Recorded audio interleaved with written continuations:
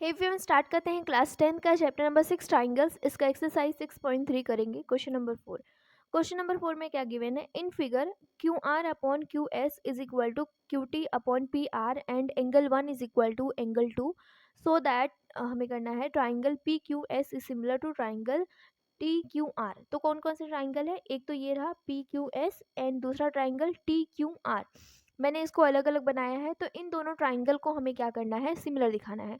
तो सिमिलर दिखाने के लिए हमारे पास 3 क्राइटेरिया होती है, हम जानते हैं। तो पहला जो होता है वो, या तो हम क्या करें, तीनों एंगल को या दो एंगल को हम बराबर दिखा दें, सिमिलर दिखा दें। करस्पॉन्डिंग जो एंगल्स होते हैं अगर उनको बराबर दिखा दें। और फिर दूसरा जो तरीका होता है, तीनों साइड के जो करस्पॉन्डिंग साइड के जो रेशियो है अगर उनको हम बराबर दिखा दें।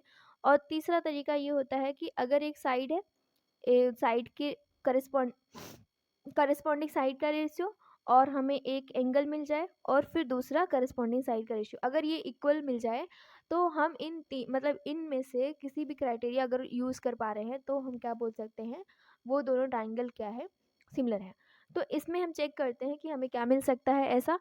तो सबसे पहले हमें ये चीज़ गिवन है कि जो क्यू आर है, हम यहाँ पे देखेंगे फिगर में, Q R upon Q S means ये जो करस्पॉन्डिंग साइड हो गई इनकी, इनका रेशियो वो बराबर है Q T upon P R दे दिया है। अब यहाँ पे देखो ये पी आर दे दिया है।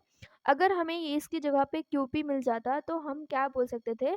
ये दोनों ट्राइंगल को सिमिलर बोल सकते थे, क्योंकि हमारे पास एक एंगल भी गिवन है। यहाँ पे क्यू एंगल जो है वो दोनों में कॉमन आ रहा है।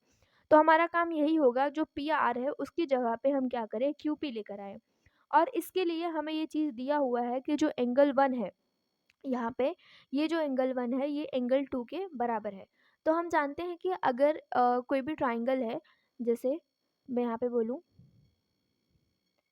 ये एंगल 1 है और ये एंगल 2 है, तो इसके जो सामने वाली साइड ये रही और इसके सामने वाली साइड ये रही, ये दोनों साइड्स भी कैसे हो जाते हैं? बराबर हो जाते हैं। तो बस यही कॉन्सेप्ट हमें यूज़ करना है और उसको बराबर करना है। तो सबसे पहले हमें जो चीज़ गिवन में दी हुई है हम उसको लिखते हैं।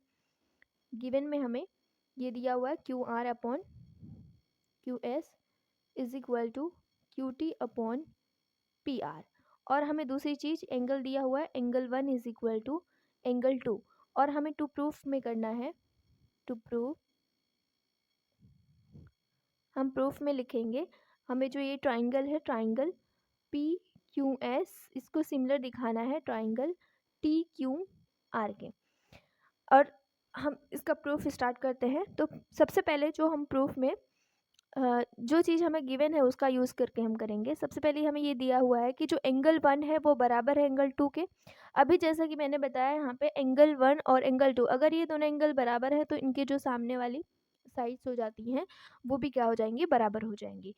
तो हम यहाँ पे लिखेंगे। अब देखो यहाँ पे ये एंगल 1 है और ये एंगल 2 है, तो इसके सामने वाली साइड कौन सी आ रही है? Q P. और एंगल 1 के सामने साइड कौन सी आ रही है? P R. इसका मतलब यहाँ से ये हम चीज़ लिख सकते हैं कि जो पी आर है वो बराबर है क्यू पी के। और हमने ऐसा क्यों लिखा? क्योंकि जो साइड्स होते हैं अपोजिट टू इक्वल एंगल्स वो भी क्या होते हैं? इक्वल होते हैं। आर इक्वल, इक्वल एंगल्स यहाँ पे लिखना है, आर इक्वल। ओके, ठीक है। यहाँ पे अब हम दूसरी चीज़, हमें ये जो गिवन दिया हुआ है, गिवन में हमें ये चीज़ दी हुई है जो क्यू आर है अपॉन और क्यू एस है वो बराबर है Q T upon P are के। अब मैं यहाँ से पी आर की जगह पे क्या लिख सकती हूँ? क्यू पी लिख सकती हूँ। ठीक है, Q R upon Q S is equal to Q T upon Q P. जो चीज़ हमें चाहिए थी वो चीज़ हमें मिल गई है। देखो जैसे यहाँ पे हमने ये रेशियो निकाला, Q R upon Q S और Q T upon Q P, ये हमें रेशियो मिल गया। बस मुझे अब एक एंगल की ज़रूरत है। तो मैं मान लेती हूँ इसको इक्वेशन 2 दे देती थी, इसको इक्वेशन 1 दे देती हूँ। ठीक है, तो यहाँ पे सबसे पहले हम लिखेंगे in triangle P Q S, ये दोनों ट्राइंगल हम लेंगे P Q S and triangle T Q are में हमें ये जो एंगल दिया हुआ है पी क्यू एस, ये जो क्यू दोनों में क्यू आ रहा है, तो पी क्यू एस ये बराबर होगा एंगल टी क्यू आर के। टी क्यू आर, क्योंकि ये दोनों क्या है? कॉमन है, तो ये दोनों एंगल कैसे होंगे? बराबर होंगे। और दूसरी चीज़ हमें ये जो यहाँ मिल गई है Q R upon Q S is equal to Q T upon Q P. ये तो अभी हमने जस्ट निकाला, ये हम किस इक्वेशन से लिख सकते हैं, फ्रॉम इक्वेशन सेकेंड से। ओके अब ये दोनों चीज़ें अगर हमें मिल गई हैं तो मतलब यहाँ पे हमें साइड मिल गया, ये साइड एंगल साइड से हम क्या कर सकते हैं इसको, ये देखो ये वाली साइड हो गई और बीच में इसका एंगल हो गया। तो हम यहाँ पे ये बोल सकते हैं देयरफॉर ट्राइंगल जो हो गई पी क्यू एस वो सिमिलर होगा ट्राइंगल टी क्यू आर के। और ये किस क्राइटेरिया से हुआ, तो साइड एंगल साइड क्राइटेरिया से, सिमिलैरिटी क्राइटेरिया से ये दोनों ट्राइंगल क्या हो गए, सिमिलर हो गए। ओके क्वेश्चन नंबर 5 है S and T are points on the side PR and QP of triangle PQR such that angle P is equal to angle RTS so that triangle RPQ is similar to triangle RTS। तो हमें यहाँ पे triangle PQR दिया हुआ है और जो S और T है वो किस पॉइंट पे है, किस साइड पे है, PR साइड पे S और QR साइड पे T है। और इस तरीके से है कि जो एंगल P है ना, ये एंगल P वो बराबर है एंगल RTS के, मतलब ये एंगल के बराबर है। और हमें ये प्रूफ करना है कि जो ट्राइंगल RPQ है और RTS है, ये दोनों ट्राइंगल कैसे हैं, सिमिलर हैं। तो सबसे पहले हमें जो चीज़ गिवन में दी हुई है, सबसे पहले हम उसको लिखते हैं।